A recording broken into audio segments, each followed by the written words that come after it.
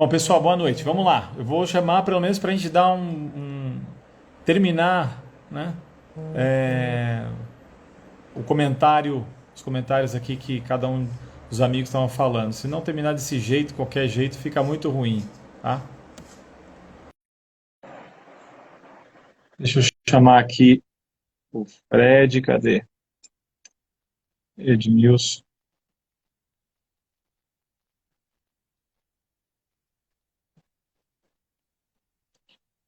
Tô chamando. Pessoal, aguenta aí que estamos chamando. Deixa eu avisar aqui, peraí. Aguenta que eu estou chamando todos eles.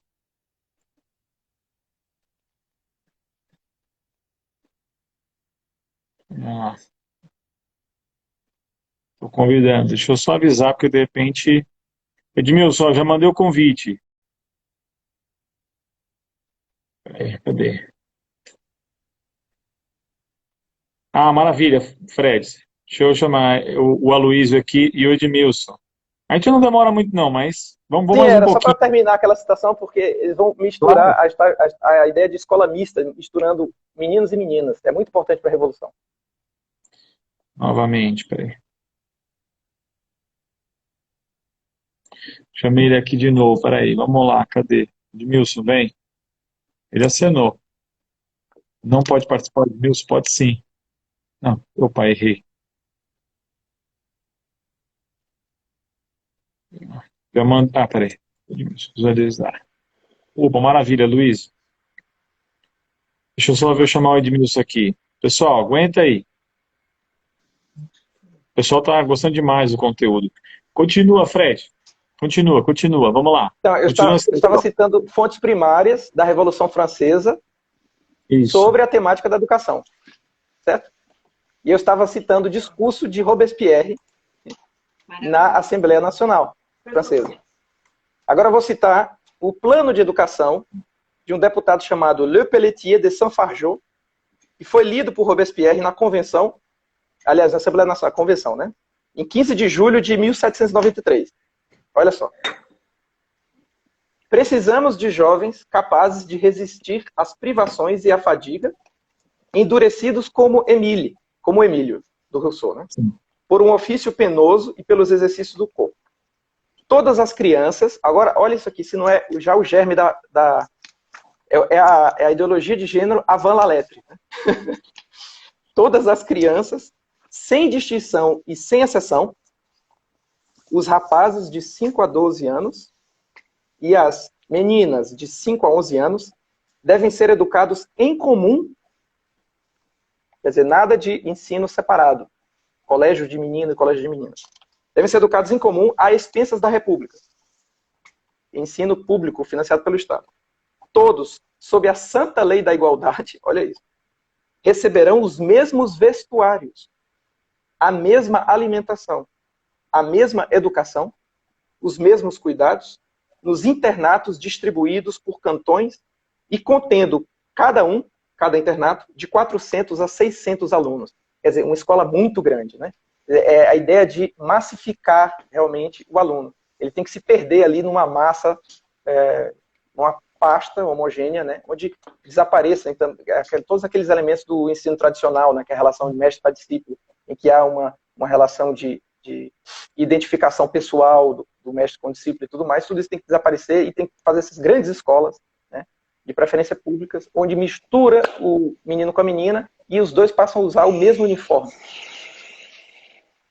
O que talvez não fique claro para as pessoas, mas qual o problema de ser igual? É que esta é um dos germes da Revolução Francesa, não é igual naquele sentido, a igualdade Não real, é dignidade da pessoa igual humana. isso, né? Igual em dignidade, né? É, aqui é igualitarismo. Né? Então, por que igualitarismo? Por que a educação foi transformada nisso? É um princípio que a gente vê no socialismo, é a mesma ideia de que a diferença, né, ela não é possível, porque ela é em si uma injustiça social. Mas não é que é para baixo, é para cima. Então, se você tem, em vez de puxar para cima, levar o currículo, não, você tem que rebaixar. Você tem que achatar, colocar todo mundo igualzinho. Por quê? Porque é injustiça social. Então, se tem um aluno ali que, de repente, tem uma boa família, que está educando bem, o garoto tem, enfim, por uma série de motivos que a gente não vai ficar analisando agora, vai bem na educação, tem bom rendimento, que o pessoal fala, né? Isso aí você põe ele de lado para que ele seja monitor na sala, ele aguarde os outros, ele seja altruísta, né? Mas, não, ele é abandonado, na verdade. Por quê? Por causa dessa ideia do igualitarismo, de rebaixar, né? E aqui, isso aí não é que nasceu na Revolução Francesa, mas ela teve, uma das coisas poderosas dela foi, além da secularização da educação, foi colocar esse germe também de uma farsa, uma mentira. Somos iguais em dignidade, mas graças a Deus todo mundo é diferente. Homens e mulheres são diferentes. E ponto. Mas parece que virou uma coisa assim, é impossível você falar a realidade. Aí por isso que a gente vai chegar aos pontos de hoje malucos, né? A gente fica discutindo, parece que é obviedade, mas porque foi muita revolução, muita distorção de linguagem, de ideias. E aí você já tem pessoas que já foram cegadas, elas estão cegas mesmo. Elas não enxergam mais a realidade, a não ser aquilo que falaram para elas. Não existe realidade. Né? Você constrói e tal. Então, tanto é que uma coisa que pouco se fala é que, acho que, se não me engano, 5 anos depois da Revolução Francesa, aquele momento radical deles, eles fizeram uma escola, né? Chamada Escola Normalista, na França. Né? Acho que vocês conhecem isso aqui, claro. Né? Mas quem é que estudou nisso daí? É bom o pessoal dar uma pesquisada. Joga lá, assim, 5 anos depois da Revolução Francesa, nasceu uma iniciativa educacional e vê os nomes dos caras que estudaram nesse lugar. Eu vou deixar para pesquisa de lição de casa para o pessoal procurar isso aí, que é uma busca simples. Escola Normalista da França, ver como é que ela nasceu, quando que ela nasceu, e os nomes do pessoal que estudou nesse lugar. Né? Veja que interessante, né? E que coisa, né? Deixai vir a minhas criancinhas. Nosso Senhor vai falar. Olha que diabólico o que esse pessoal... realmente, o termo correto é para isso mesmo, falar, né? Nas duas lives não tinha falado isso, mas tem que falar aqui. Isso é diabólico, você vê. É, fazer com que a criança não conheça o mundo real. Né? É uma farsa. Né? Já impedir as criancinhas, é impedir de chegar a ele, né? Que é a verdade. Né? Diz que é a verdade. Então você vai distorcendo toda a formação humana desde pequenininho. Então você tem aí, poxa, a Revolução Francesa, 1789, né? Claro, a gente tem outros eventos anteriores, mas eu também nem quero puxar isso nessas lives aqui agora, porque eu quero que a gente desenvolva isso em outras lives e também depois, teoria pedagógica, o pessoal poder entender. Só estou citando isso porque você mencionou a Revolução Francesa e realmente o DNA do que você tem de pedagogia para cá, o DNA mesmo, vem de lá.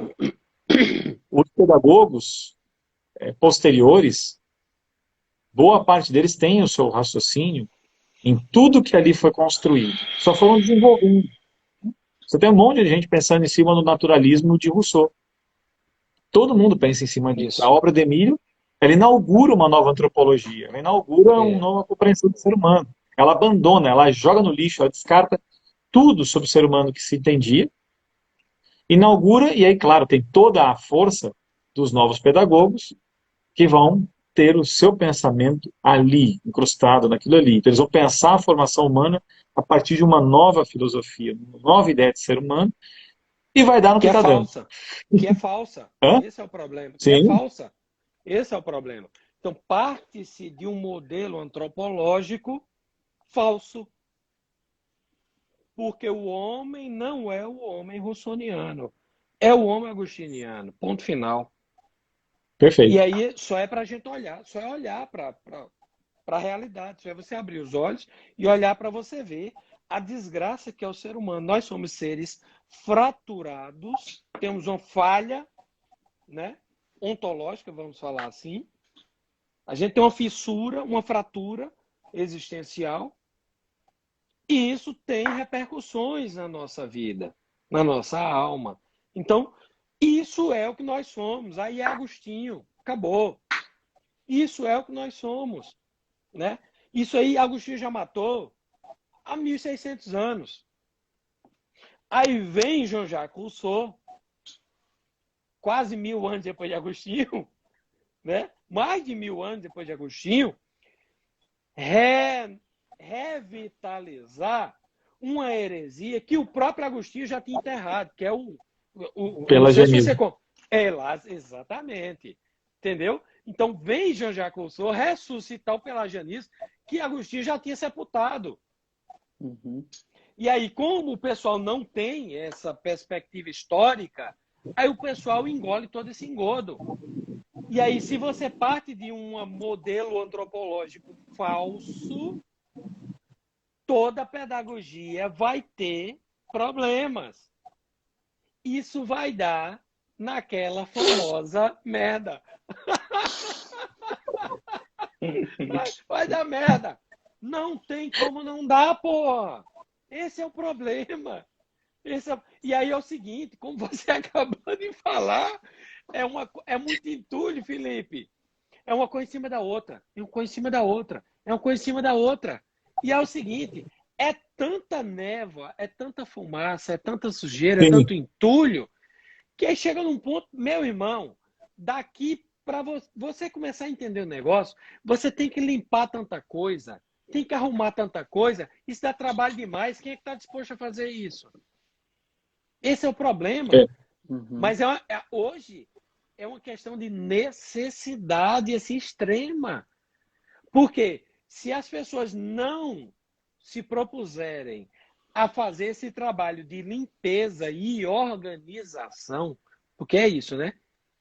Você imagina aí, ó, você chega numa casa, ela tá toda suja e desorganizada. A geladeira tá no vaso sanitário, a cama tá na cozinha, tá tudo desorganizado e sujo.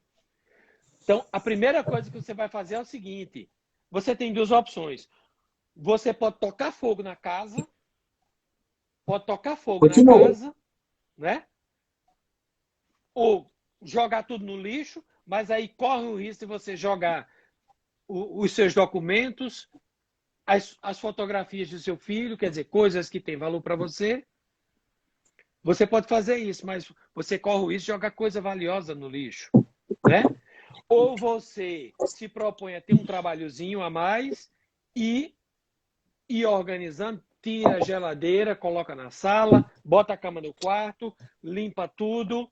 Quer dizer, você tem que primeiro limpar a coisa e organizar. Isso é o que nós devemos fazer interiormente. A gente tem que primeiro se limpar de toda essa sujeira e tentar buscar um senso de ordem na nossa alma. Perfeito. Né? Porque no fundo, o pecado é uma desordem da alma, né? Então, buscar esse princípio ordenador e buscar alguma forma de se limpar de tudo isso, entendeu? Aí é o seguinte, isso dá um trabalho miserável, isso dói, porque a gente vai ter que pisar em muito espinho, vai ter que quebrar muito cristal, que quer dizer, aquelas verdades, entre as que a gente acreditava, a gente vai chegar no momento e vai dizer, isso daqui é uma palhaçada, eu fui feito de otário. E aí quem é que vai ter que ter humildade? Quem tem de humildade para reconhecer que durante 30 anos foi feito idiota? Exatamente. Veja só, isso é um drama existencial. Exato. Mas Sim. cada um tem que enfrentar isso daí. Cada um vai ter que enfrentar isso daí. E aí é o seguinte, depois que eu organizar tudo, aí há uma chance da gente começar a entender o negócio. Sim. Começar a iniciar um caminho. Entendeu?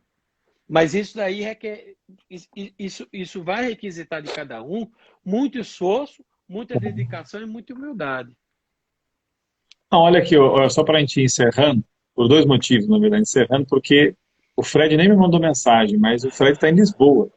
A diferença é de 3 horas, né, Fred? 5 horas. Era de 3 horas até ontem, agora estamos no horário de verão. Nossa, não tô... Então piorou. Não dá. Ou melhor, acabou a hora de inverno, na verdade. Acabou a hora de inverno ontem. E eu sei que daqui a pouquinho você acorda e tal. Mas olha que valioso aqui, Aloysio. Deixa um cumprimento aqui para a Jaqueline. Ela escreveu, depois dessa aula de hoje, nunca mais serei igual. Já estou diferente desde que conheci a verdade, mas hoje estou impactado. maravilha, vale a pena por uma coisa como essa, né? De repente a gente começar, quer dizer, cada um tem o seu apostolado, mas ajudar as pessoas a fazer isso que você estava falando, Luiz. Dá tempo, porque, por exemplo, a primeira vez que eu peguei esse livrinho aqui, dá um trabalhinho isso aqui, entendeu? Né? Dá um trabalhinho porque você quer ler coisa maravilhosa, você quer ler, por exemplo, você quer ler Santo Agostinho lá atrás, sobre a autoridade, ele fala autoridade não é comando, autoridade é serviço. Você vê a compreensão do que era autoridade para aquele homem, é a mentira que o pessoal, perdão, é aquela verdade que eles queriam derrubar em colocar uma mentira no lugar, né? Mas, ó, lê essas porcarias aqui, ó, Miguel Arroio, né? Ofício do mestre, você olha, hoje deve ser legal esse negócio, vai ver. Minha nossa, para você decifrar esse cara, Darcy Ribeiro, entende? É, Darcy Ribeiro cada pelo um menos desses. escreve bem. Hã? Tem as ideias erradas. O Darcy Ribeiro tem as ideias erradas, mas pelo menos escreve bem. Então, tem alguns que escrevem, mas só que assim, o difícil é de você perceber no início onde é que está o erro, onde é que está o erro, entendeu? Para quem não está acostumado, eu não estou notando isso. Então, claro, depois do passar do tempo, você vai entendendo. Então, estou dizendo isso para a gente ir encerrando, até por conta de você mesmo, Fred, né? E porque a gente tem assunto para tratar nas próximas lives, tá? Mas para lançar isso daqui, tá? Que a gente, o Aloysio fez o dever de casa, continua fazendo, o Edmilson também, sei que o Fred também. Todos nós estamos aqui é, fazendo esse caminho de educação, boa parte é por causa dos nossos filhos, começou pelo menos às vezes assim, e hoje tentando ajudar as pessoas, né?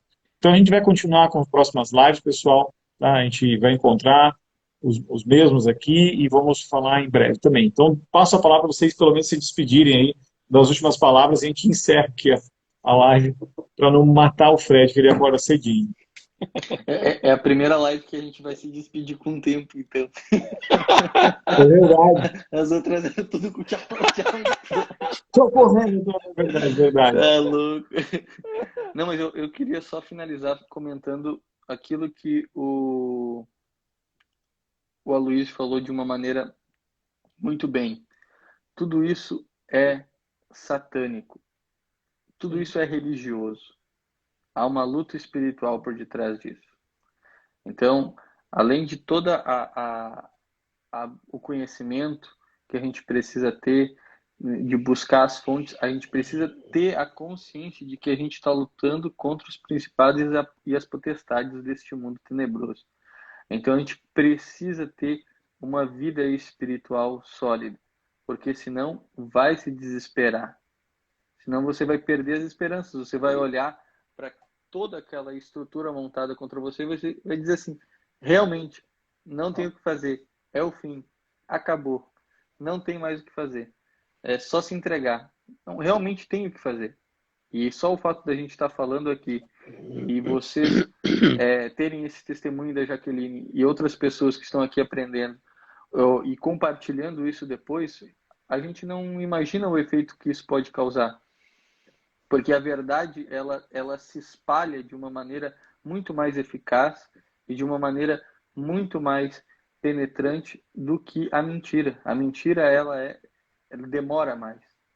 Então, se você teve a humildade de aprender, isso já é suficiente. A gente comenta mais sobre essa questão religiosa na próxima live. Muito obrigado, professor, pelo convite. Um abraço aí ao Aloysio E Fred. siga o novo perfil do E por Edmilson, porque favor, foi derrubado o perfil. exatamente, fui derrubado, né? Hackearam meu perfil, então sigam aqui o meu novo Instagram e, por favor, também compartilhem ele e peçam para que as pessoas voltem a seguir esse novo perfil. Tinha mais de 40 mil seguidores no outro lá, mas graças a Deus, Deus dá, Deus tira, a gente vai atrás e vai conseguir de novo. Edmilson Cruz P, não é isso? Isso, bem fácil, Edmilson Cruz P. Só escreve isso, para ser bem rápido. Isso, P no final, o mudo. Exato. Diga lá, Luiz. Veja, Edmilson falou da força da verdade, é isso, é nisso que a gente acredita, né? Então, assim, tudo que a gente fala, quando a gente começa a falar sobre esses temas, as coisas são muito inverossímeis. A gente sabe disso. É muita viagem. O problema é que é tudo verdade. E veja, e muitas pessoas ficam dizendo assim, ai meu Deus, pelo amor de Deus, hoje eu não vou dormir, não sei o quê. Veja, não se preocupe, a coisa é muito pior do que isso. Você imagina. Nós tocamos em si. Se você achou isso aqui, é muito pior. E aí é o seguinte, o que eu sempre digo, assim, vão conferir tudo isso que a gente falou, né? A gente precisa de um mínimo de abertura, mas assim, vá conferir tudo isso que a gente falou. E vocês vão ver que tudo isso é verdade. Aí você vai fazer um caminho que todos nós fizemos. Eu tenho certeza que eu já fiz esse caminho, Felipe fez esse caminho, Fred fez esse caminho, Edmilson fez esse caminho. O cara fala um negócio e diz, espera aí, eu vou conferir. Confere, bate. Aí fala outra coisa, confere, bate. Fala outra coisa, confere. Depois que você conferiu em 50 vezes, você diz, porra, é verdade.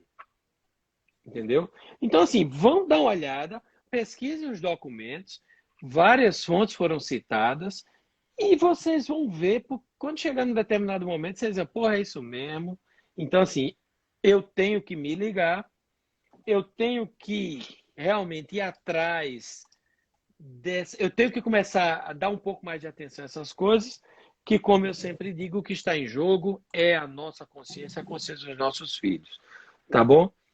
Feliz demais estar aqui novamente com vocês. Espero que isso realmente tenha outros encontros. Vamos em frente, que a luta é muito pesada e a gente tem muita coisa para conversar. Grande abraço a todos. Diga, Fred. Obrigado, Luiz, Olha, também. O que eu tenho a dizer é agradecer ao professor Felipe Neri e aos amigos por esse convite. É a primeira live que eu participo e já estão programando uma outra, né? Fiquei muito feliz, espero ter colaborado com alguma coisa.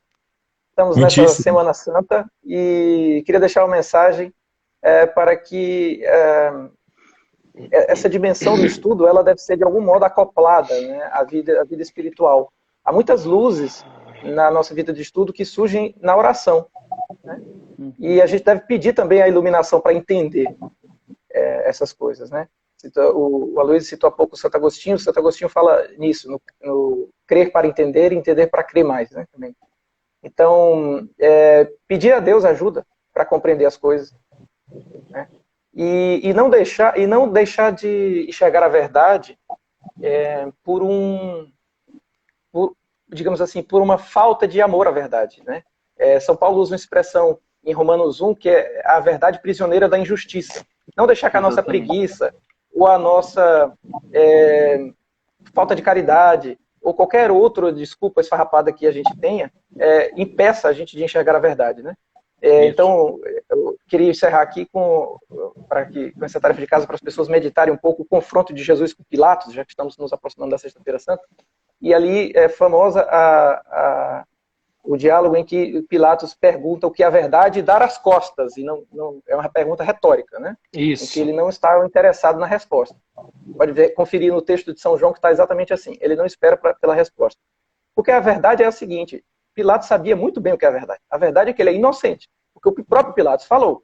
Só que o Pilatos não teve coragem de ir até as últimas consequências da verdade, que era libertar aquele preso, sobre o qual ele já havia declarado a inocência várias vezes. E aí, quando os judeus, os inimigos de Cristo ali, colocam que ele se fez Deus, Pilatos fica assustado, né? Pilatos, que parece um cético, diz assim, opa, Pilatos ficou com mais medo, diz São João, né? E diz, de onde és tu? Pergunta a origem de Jesus, né? E aí, então, Jesus não responde. Jesus silencia. Pilatos diz então, não me dizes nada? Não sabes que eu tenho poder de te libertar e o poder de te crucificar?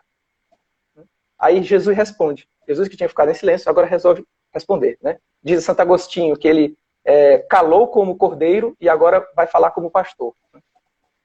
Responde Jesus, não terias poder nenhum sobre mim, Pilatos, se não te fosse dado do alto. Por isso, quem me entregou a ti tem maior pecado. Então, assim, Pilatos, baixa a bola, que você não tem esse poder todo. Tá? Se você tivesse esse poder todo, você me soltava, você não me solta porque você não pode, ou porque tem medo, tá? E você é apenas aí uma marionete. Então, assim, seja honesto. Tá? Então, para você encontrar a verdade, você tem que ser honesto. Isso. E custe o que custar. tem horas que vai doer a verdade. Então, assim, conhecereis a verdade vos libertará. Mas acontece que a verdade nem sempre vai causar arrepios de prazer. Ela vai te libertar. Às vezes vai doer. Mas a gente tem que abraçar a verdade. Nossa, bom, olha, foi uma alegria de verdade. Mesmo que a gente... É pouco tempo, vai ter muita coisa para a gente tratar, mas foi uma alegria fazer essas 3 lives, né, com cada um. Mesmo que a gente esteja repassando coisas que a gente já conversou um momento ou outro, sempre é novo a maneira como as informações chegam, e agora pelo menos essas informações ficam salvas aqui para fazer o bem a outras pessoas, né? Então, eu fico feliz também por isso, pelo bem das pessoas que vão acompanhar estas lives. Serão as primeiras, nós vamos fazer outras também. Então, agradeço muito ao Fred o sacrifício aí do horário, né? Já, então, se a diferença de... Bom, deu até quase 4 horas da manhã aí, né? Então, eu te 3h30. agradeço pelo... Tenho que dormir. 3h30. Ai, meu Deus. Obrigado, viu, Fred. Obrigado, Edmilson, também, viu, Aloysio. Então, todos fiquem com Deus também, vocês, meus amigos, a todos que estão acompanhando aqui. A gente volta a marcar um próximo encontro. Uma Semana Santa Amém. abençoada a todos, né? Sei que difícil, mas abençoada a todos. Se possível, né? Vivenciando o Tríduo Pascal. E a Páscoa que nos está sendo roubada pelos Césares de nossa época. Aqui em São Paulo eles vão fazer o fechamento da Páscoa e depois reabrem. Eles querem enganar a quem? Eles querem roubar a Páscoa dos católicos, né? Então, dentro do possível, todo mundo está se esforçando. Então, uma Semana Santa abençoada. Louvado seja o nosso Senhor Jesus Cristo. Para sempre seja Senhor, louvado, louvado. sua Mãe Maria Santíssima. E que todos realmente fiquem com Deus. Um abraço para todos. Deus abençoe também as crianças de todos aqui. Até mais, Amém. gente. Amém. Amém. Um abração. Boa noite. Tchau, tchau, gente. Muito obrigado. Valeu. Até mais. Tchau, Feliz tchau. Páscoa. Feliz Páscoa. Feliz Páscoa, Valeu. meu amigo. Feliz Páscoa. Tá salva a live. Deus abençoe. Amém.